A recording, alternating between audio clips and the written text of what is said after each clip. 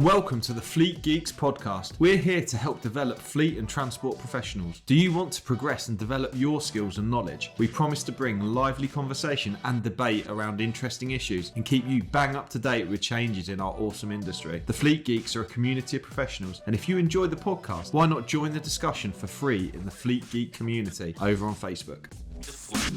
Are we back on? We're back on, mate. Yeah, that's working. Hey, there we are, yeah.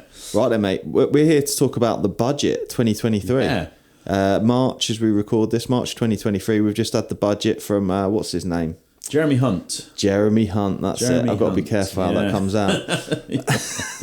The Nice Chancellor. fellow, The Chancellor. Chancellor. Yeah, he wasn't. No one was a big fan of him when he was at that. Did he head up the health secretary? Health secretary. But he kind of went into the political wilderness a little bit, didn't he? Then under Boris and Liz Truss, but obviously. She had to bring him back. I think she was sort of forced to bring him back, and now Rishi is, has supported him. So what's he done in that? What do you think he's done, Mr. Well, Hunt? it's interesting actually because his budget hasn't really caused much fanfare, has it? No. When you think about what was his name, Kwasi Kwarteng. Was it? Yeah. Was it Kwasi Kwarteng done the last one? And it was absolute uproar. Yeah, there was a real disaster. I can't even remember why that was, but yeah. So Jeremy's come out. I must admit, I felt a little bit hard done by. I don't know if there's any other parents of older children who really did suffer at the cost of childcare when the kids were little. Yeah. But apparently, everyone's getting free childcare for their young ones now. I think we Not should. that I'm resentful or anything.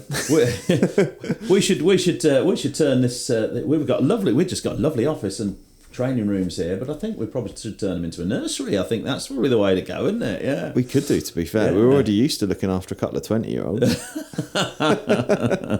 Yeah, they're in the next room and we've told them to be quiet. Yeah, we've told them to sit in the corner and shut up. Yeah, they're a little bit active, shall we say, aren't they? Yeah. So you could hear Shani at any minute. It's going to be really funny because right on cue, you're going to hear her really loud. Yeah. Anyway, so the budget. So it was fairly sort of straightforward. I think the only really big thing was corporation tax we know about, or we knew there was an anticipation from 19 to 25% for profits over, I think it's £50,000. So obviously you've got to make a profit first, which is going to be an interesting part of this conversation moving forward. But bit of fuel duty. Yeah, fuel duty has been frozen again, which has been really consistent now for. I think I read somewhere that it was something like 20 financial statements or budgets or something like that. So it's been a long while since we've had a raise in fuel duty, which is obviously good news for hauliers, for operators. They don't really notice that because of the recent rise in fuel prices, which seems to have steadied off a little bit now, doesn't it? I think we seem to see it a little bit, peaked, didn't it, around nearly £2 a litre at the pumps, but I think it's back to the 150 mark now, which is still way too much. Yeah, it has really. It's certainly dropped off from where it was at, and it's in. I think this podcast's got to come with a bit of a health warning. I am no chief economist. No, but I tell you what, I do subscribe to actually, which might be helpful for people. How do you pronounce? Do you pronounce it Deloitte? Yeah. Deloitte. Yes, Deloitte. Yeah. So if you go to Deloitte, you can actually subscribe to their chief economist newsletter. Oh right. And it arrives on a Monday morning. Ah. And it's actually quite entertaining. It's quite entertaining, quite interesting. He gives a very interesting viewpoint on the economy and on the news of the previous week and what's happening. So if you take anything away from the pod, apart from obviously making sure you subscribe, like and share, certainly subscribe to that because that is an interesting newsletter, and he always ends it with a little pun or a joke, which is quite funny. From an economist, exactly, a finance man who's funny. So, it's like I say, it's really valuable, and I think I'm no economy expert, but I think we're in for a challenging year looking at some of our customers at the moment. And I always think that from a truck point of view, so a lot of our customers are truck operators, we in a range of industries, but I often feel like we're the first into recession, and we're the first out of recession, and that's certainly the message that I've picked up speaking to some of our customers. So we're very early in, and the reason for that is that we're often very closely linked to the building section. Yeah. So, we've got some merchants who are clients, and we've got aggregate companies who are clients, and I know they're quite quiet at the moment. So I have heard that some of the big house builders have stopped building for the time being. So it's looking a bit challenging, but we don't know if it's just March time. So I'm very much interested to hear from other people. Drop some comments. How is the outlook for you? Are you busier than ever, or are you struggling a little bit? Because I think we're facing a bit of a downturn. Certainly, the Bank of England are hiking interest rates because you've got a lot of companies, something like 1 million vacancies or something in the UK currently, and none of the companies are quite as profitable as they should be. So I was reading an interesting article today in the Financial Times about how the strategy is essentially that we need to make these businesses either more profitable with the people they've got, so they either need to increase and improve the people they've got and invest in the people they've got, rather than continuing to offer more employment at a lower rate. Essentially, race to the bottom, isn't it? And nobody profits from a race to the bottom. That's the trouble, isn't it? Everybody's a loser when we're all trying to race to the bottom of everything. Society's a loser, and everybody's a loser. So that doesn't work, does it? But it's mixed messages with the economy at the moment, because obviously the government are trying to be fairly chipper about it, aren't they? They're fairly, they're sort of saying, well, we're not really going to be going into a recession. We've had a bit of a dip, but things are looking a little bit brighter. And I suppose, this time of year, we do see it most years, don't we, where we have a downturn in people's activity, especially in, say, the building trade and what have you. But we're told also that we're short of millions of houses that need building, but the building trade has dropped off. It's tricky, isn't it? Yeah, it's tricky. I think I can only really speak. So obviously, I speak to our clients on a regular basis. I can only speak as I see it, and as a business, for us, we had our best ever month in February. That's best weird, month, isn't it? Best That's ever month strange, in February. And but having spoken to our customers, that's what they experienced in 2008, just before the crash. And obviously, we've just had SVB Bank, as we record this, the Silicon Valley Bank has collapsed. So there's hallmarks, but every recession is always caused by something different and unexpected, and it's always caused by something that we don't see coming. But yeah, certainly February was a really busy month for Flagship, which is very interesting.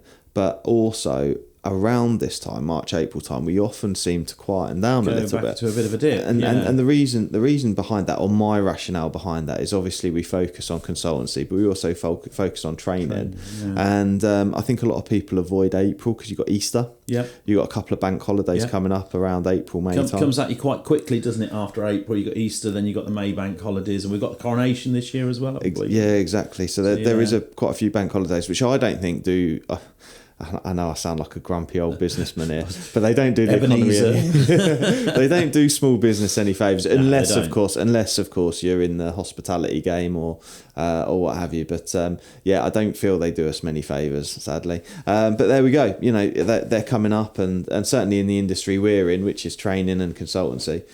People kind of just kick the can down the road a little bit with stuff like that sometimes. Wait and see, how many times do people say wait and see what happens? Well, how long do you wait and see for? Yeah. But yeah, it is a strange world we're in at the moment. Hi, it's Pete from Flagship Partners. We're really proud to sponsor the Fleet Geeks podcast. Flagship Partners offer a range of consultancy and training services to ensure that our customers remain compliant and have the best possible knowledge to be able to fulfill their work. If you're interested in support with any of our safety, HR or compliance services, or you want to train to be a transport manager or need driver CPC training, give us a call today. Yeah, it is very interesting. I went to yesterday. I went to the highways. So again, this is time in the podcast, but I went to the highways agency, Highways England, National Highways. That's what they're calling themselves. They've changed the name several times, haven't they? But what they are now currently calling themselves, I believe, is National Highways. Yeah. And they've also got a sub brand called Driving for Better Business. Yes. which is very interesting. Mark Cartwright had him on the Half Dozen Things podcast. Yeah, great he organised speaker, it. Mark. Yeah, great guy. And Simon Turner was there. Yeah. Well, I'm actually speaking with them. They're organising the talks at the Health and Safety event, which is at the end of April at the NEC, and Flagship Partners will be there to exhibit, and I'm getting to take part in some panel discussions, which I think will be really interesting as part of the Driving for Better business. So they've just released some amazing toolkits for people that are totally free to access. So really do recommend you check out and sign up for Driving for Better Business. There's actually 8 free toolbox talks went live yesterday. They've got some really great resources on site online there. So do check out the Driving for Better Business website. But yeah, very interesting yesterday. It was at the Leicester National Space Centre. Have you ever been? Yeah, absolutely. Yeah, it was my first time. Was it really? Oh, right. Okay. Yeah, my kids would love it, actually. Yeah, no. My kids have been several times, and when they were younger, obviously, and it's you got like a rocket there. There's you kind of have like a dome, and there's a rocket, and it's I thought it was really interesting. Actually, it's a really good location for a conference because you've kind of got this dome.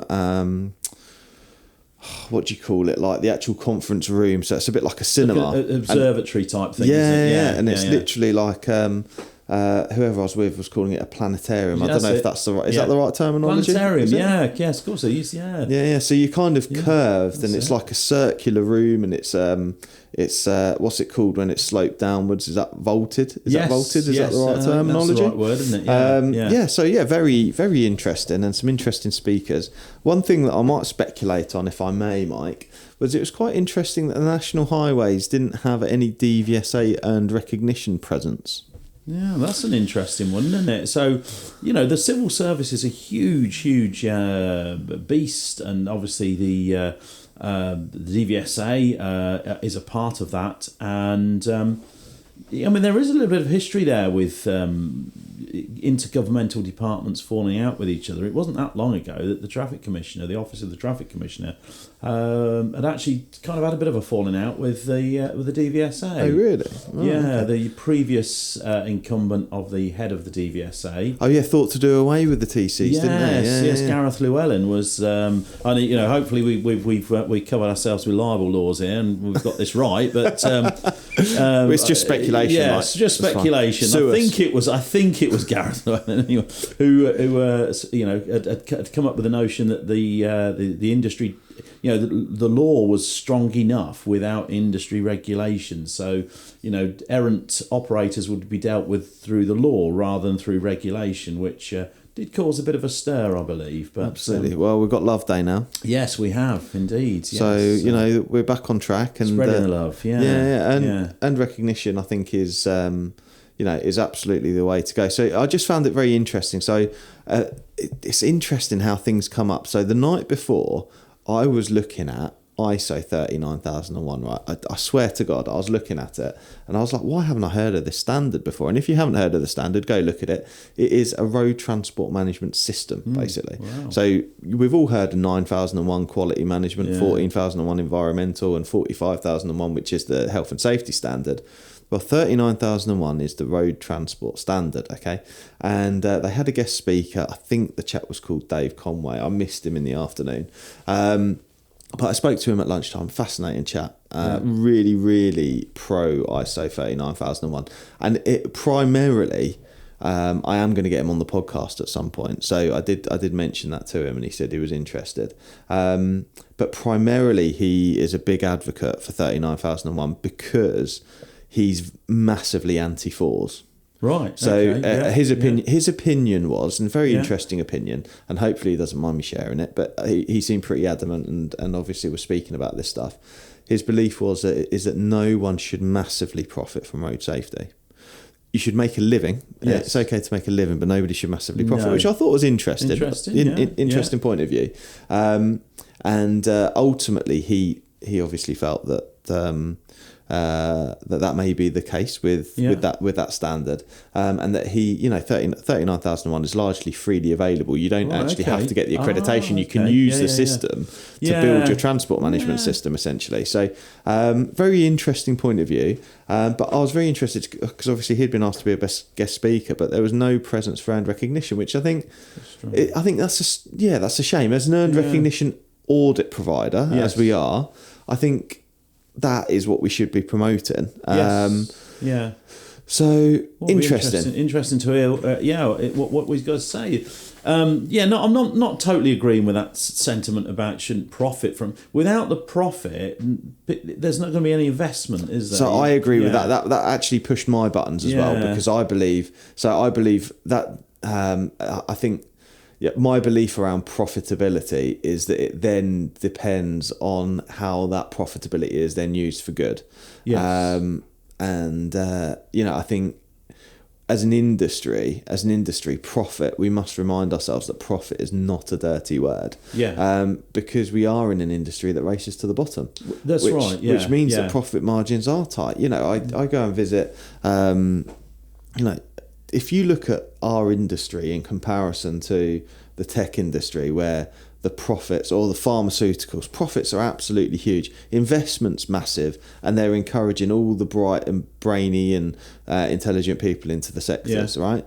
Because there's margin to be made. Yeah. Now, the challenge we've got in transport is that we're not that way inclined, and therefore we're not encouraging the bright and the best into the sector, because we're not because we're not investing. We've got this race to the bottom, So I think it's I think we need to change our mindset around profitability. We're driven by the wrong things sometimes in this industry, and I've always moaned about this. If anybody looks at any of my sort of social media posts, we are driven by compliance, and I hate that word, and I've done a podcast on it. All we want to do is do it. We want to do it. We're told we've got to do stuff. Oh, we've got to do all this stuff. Why have you got to do it? Oh, to keep the traffic commissioner happy, or to keep the DVSA happy. And that's not why that's done. It's done because we need to be safe. We need to operate safely. But the thing is, if we're not going to be able to help people to operate safely, if we can't make a bit of a profit out of the industry to reinvest in the quality of training and the quality of materials we need to get that message across, it's just like it's a race to the bottom, and it's just getting the tick boxes done, and we're not about that. But we still do need to make the profit to enable us to do that, and otherwise it just won't happen. Absolutely, mate. Absolutely. When you've got companies who invested so heavily as they have done in their transport businesses to only achieve single percentage net profit margins at the end of the year, it's just balmy when you think, why would people come into the sector? Yeah. Why would you invest into the sector when there are sectors out there and industries out there that are doing double figure net profit margins, really strong margins, and seeing much better return on their investment and on their capital employed. I think we need to really look at that as a sector and see and develop our thinking around really improving stuff. So a few things to think about. A bit of a waffle podcast where we've just sort of chatted about a load of stuff. Did it start off talking about the economy? We did. It's come back round. Actually, full circle. To bring that back round full circle, I still think we need to open a nursery. I think you're probably right. Yeah. Although I'm sure we could make double figure profit margins. Don't they say don't work with children and animals or something? I think we. I don't know. We're fucked in the transport sector, aren't we? Yeah, absolutely. Anyway, I hope you've enjoyed the session, and keep an eye on the economy. Drop us a message how things going for you. We can only deal with stuff as it comes up. What do you think to the budget? Drop us a message, and we'll catch up in a bit. Catch up soon. Cheers. Bye. I hope you enjoyed today's episode. If you did, please share with your friends and colleagues too. Join us for free on Facebook with the Fleet Geeks community for transport and fleet managers. Fleet Geeks offers ongoing professional development, networking and mentoring too. So get in touch with me, Pete Rushmer, on any social media platform to find out more.